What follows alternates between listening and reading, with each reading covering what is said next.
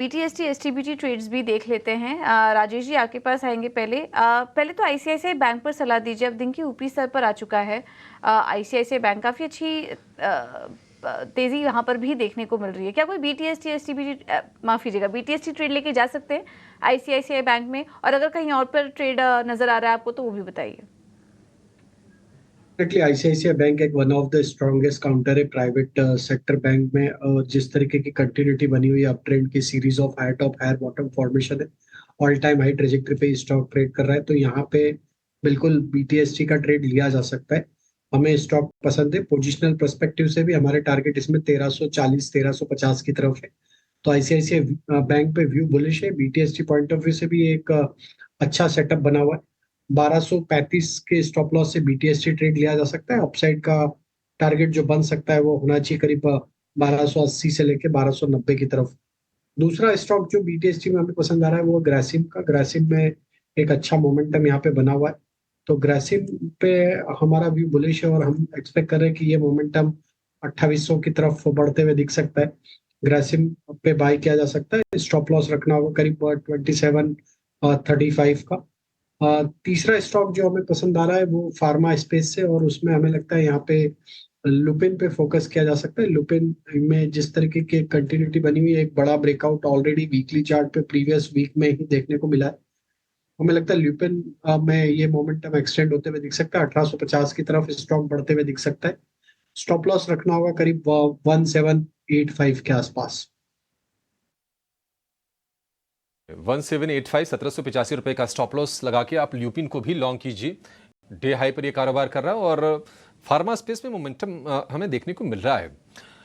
आदित्य, आपकी नजर कहां पर है? बीटीएसटी ट्रेड आपके क्या होंगे? देखिए, मेरा बीटीएससी ट्रेड रहेगा एमआरएफ पे।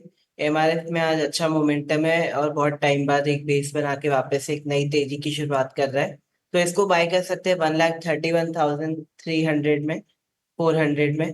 और स्टॉप लॉस रहेगा इसमें 1,28,000 का, और टारगेट रहेगा इसमें 1,35,000 से 1,40,000 का। स्टॉक इतना बड़ा है कि बड़े बड़े स्टॉप लॉस और बड़े बड़े टारगेट आ रहे हैं, बट स्टॉक पे नजरिया पॉजिटिव है। एमआरएफ 1,31,437। आदित्य, ऐसी क्या मजबूरी थी कि मतलब आप बीटीएसटी आपने खोजा तो एमआरएफ को ही खोजा? मतलब टायर में और भी तो स्टॉक हो सकते हैं, या फिर क्या कोई तगड़ा वाला ब्रेकआउट आ रहा है एमआरएफ पर? देखिए, कोयले तो बहुत सारे होते हैं पर हीरे कुछ कम ही होते हैं, तो एमआरएफ उसमें से थोड़ा सा बेहतरीन ब्रेकआउट दिख रहा है, तो मैंने आपको बता दिया। ठीक है, चलिए, कायम है अपने स्टैंड पर आदित्य। लेकिन देखिए, 2,500 ऊपर, 2,500 तो कई बार शेयर का भाव नहीं होता है, और 2,500 ऊपर एमआरएफ आज कारोबार कर रहा है। 1,31,000 का। भाई साहब, जिसके पास जिगर हो, जिसके पास दमखम हो ना, वही ट्रेड करेगा। ये 2% ऊपर है। आपकी अगर क्षमता है इसको ट्रेड करने की तो आप कीजिए, कोई दिक्कत नहीं है। 1,31,400 रुपए का भाव एमआरएफ का है। 2% ऊपर ये शेयर कारोबार करता हुआ आपको दिखेगा। कुछ और शेयरों पर जरा व्यू लेते हैं। अब बात चल रही थी कि एसी एलईडी लाइट्स के लिए जो पीएलआई की स्कीम है वो उसको फिर से लाया जाएगा। 12 अक्टूबर तक ये विंडो खुली रहेगी आवेदन करने की। ब्लू स्टार में क्या कमाल की तेजी आज बनी है। मतलब ब्लू स्टार चल रहा है, लेकिन उस हिसाब से अगर हम वोल्टास को देखेंगे वो नहीं चल रहा है।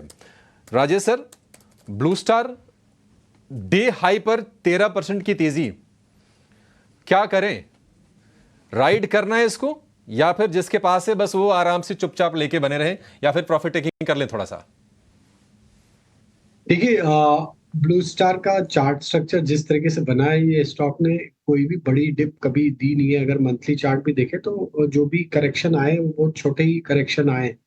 ये स्टॉक में कंटिन्यूटी बनी हुई है अप ट्रेंड के, और stock all time high trajectory पे ट्रेड करते हुए दिख रहा है, तो राइड ही करना चाहिए। मोमेंटम हमें लगता है एक्सटेंड होगा। यहाँ पे ट्रेलिंग स्टॉप लॉस सजेस्ट करेंगे 1820 का। ये स्टॉप लॉस नहीं टूटता है तो ट्रेडर भी अपनी पोजीशन, शॉर्ट टर्म ट्रेडर भी अपनी पोजीशन होल्ड रख सकते हैं। हो सकता है ये स्टॉक 2000 की तरफ भी बढ़ता हुआ दिखे बहुत जल्द। ओवरऑल स्ट्रक्चर बुलिश है, और यहाँ पे हमें लगता है कंटिन्यूटी और देखने को मिलेगी अप ट्रेंड। स्टॉक्स पर चर्चा करते हैं और आज राइस स्टॉक्स में भी काफ़ी शानदार तेज़ी देखने को मिल रही है। सुबह से ही चावल शेयरों में आज खबर भी है, सरकार चावल एक्सपोर्ट पर पाबंदी में कुछ राहत दे सकती है। डिटेल्स के साथ विश्व मोहन जुड़ चुके हैं। विश्व मोहन, बताइए। देखिए, चावल शेयरों में ज़बरदस्त तेज़ी का रुख है और उस तेज़ी के पीछे सबसे बड़ी वजह यह है कि सरकार चावल एक्सपोर्ट में राहत देने की योजना बना रही है। और इस बात को लेकर हमारे सोर्सेस बता रहे हैं कि सबसे पहले बासमती एक्सपोर्ट, जिस पर एमईपी को कम किया जा सकता है, इसका प्रस्ताव 5 जुलाई को ही जा चुका है। इसे घटाकर $800 प्रति टन के आसपास किया जा सकता है। हालांकि जो ट्रेड बॉडी है उनको लगता है कि इससे भी कम होना चाहिए, क्योंकि जो एज है, जो फ़ायदा मिल रहा है बासमती एक्सपोर्ट में, वो पाकिस्तान को मिल रहा है। तो ये एक पहली डिमांड है। दूसरी डिमांड पैराबॉइल्ड राइस को लेकर है, जिस पर 20% एक्सपोर्ट ड्यूटी लगाई जाती है। उस एक्सपोर्ट ड्यूटी को हटाकर यहाँ पर फिक्स्ड ड्यूटी लगाई जा सकती है, जो $50 प्रति टन से $90 प्रति टन के बीच में हो सकता है। इसके अलावा सफ़ेद rice, non basmati white rice, जिसका एक्सपोर्ट पूरी तरह से बैन है, उसके एक्सपोर्ट को भी खोलने पर विचार किया जा रहा है। वहाँ पर भी स्पेशल ड्यूटी, एक ड्यूटी लगाकर उसके एक्सपोर्ट को भी खोला जा सकता है। तो इस तरह से सरकार की योजना है। इसके पीछे बड़ी वजह यह है कि इस बार जो बफर स्टॉक है वो 482 लाख टन के आसपास पहुँच चुका है, जबकि सरकार का जो बफर का नॉर्म होता है 135 लाख टन का होता है। तो उससे देखें तो 3.5 लाख टन से भी ज़्यादा, 3.5 गुना से भी ज़्यादा आपके पास बफर है।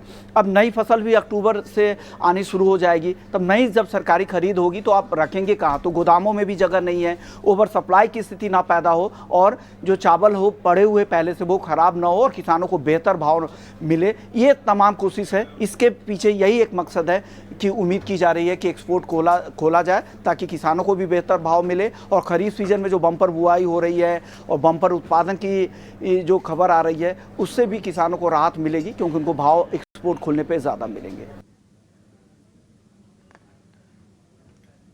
बिल्कुल। बहुत बहुत शुक्रिया विश्व मोहन, आपका ये पूरी जानकारी देने के लिए। तो खबर के चलते जब ही विश्व मोहन आपको बता रहे थे, उसके चलते आज हम देख रहे हैं कि पूरा का पूरा सेक्टर ही आज बस कर रहा है।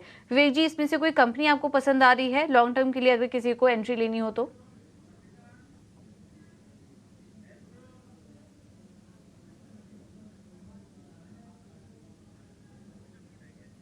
विवेक जी, अपना माइक अनम्यूट कर लीजिए। ओ सॉरी। देखिए, मुझे लग रहा है कि जो न्यूज़ थी पॉजिटिव, वो पूरे के पूरे सेक्टर में फैक्टर इन हो चुकी है। यहाँ पे अगर आप दांव लगाते हो तो थोड़ा सा रिस्की हो सकता है, क्योंकि अब न्यूज़ सबको मालूम है और कल वापस इसी खबर के लिए मार्केट वापस रिएक्ट नहीं करने वाला है। तो मेरी तो ओवरऑल सेक्टर पे ही अवॉइड रहेगा। ठीक है, तो खबर के चलते आज ये बाइंग मोमेंटम दिख रहा है।